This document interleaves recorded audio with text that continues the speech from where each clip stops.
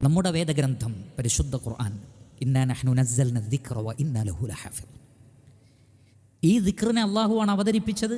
ഇതിനെ നാം സംരക്ഷിക്കുക തന്നെ ചെയ്യും. ഈ ഉമ്മത്തിൻ്റെ ഏറ്റവും വലിയ പ്രത്യേകത, അതിലേറ്റവും വലിയ മുഅ്ജിസത്താണ് അതിലേക്ക് അയക്കപ്പെട്ട വേദഗ്രന്ഥം. ആ മുഅ്ജിസത്ത് ഖിയാമത്ത് നാൾ വരെ, അള്ളാഹു ഉദ്ദേശിക്കുന്ന സമയം വരെ ഭൂമിയിൽ നിലകൊള്ളുകയും ചെയ്യും. ഒരു ഹർഫിനെ മാറ്റാൻ കഴിയില്ല. ഏറ്റവും ആധുനികമായ ടെക്നോളജിയിൽ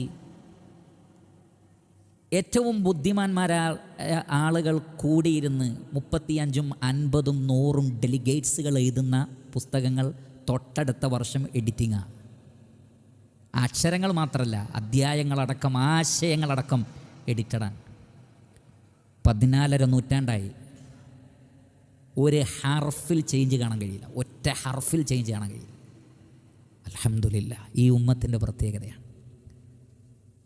ഈ ഉമ്മത്തിൻ്റെ പ്രവാചകൻ അഷ്റഫുൽ ഖൽഖാണ്, സൃഷ്ടികളിൽ ഏറ്റവും ശ്രേഷ്ഠൻ.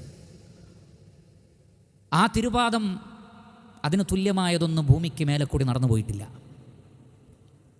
അതുപോലെ ഒരു വ്യക്തിത്വത്തെ ഭൂമി സാക്ഷ്യം വഹിച്ചിട്ടില്ല.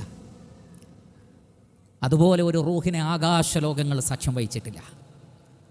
അതുകൊണ്ടാണ് സിദ്റത്തുൽ മുൻതഹയുടെ അടുത്തെത്തിയപ്പോൾ ജിബ്രീൽ അലൈഹി സ്വലാത്തു വസ്സലാം പറഞ്ഞത്, എനിക്കിവിടെ വരെ പെർമിഷനുള്ളൂ, ഇനി നിങ്ങൾക്കാണ്.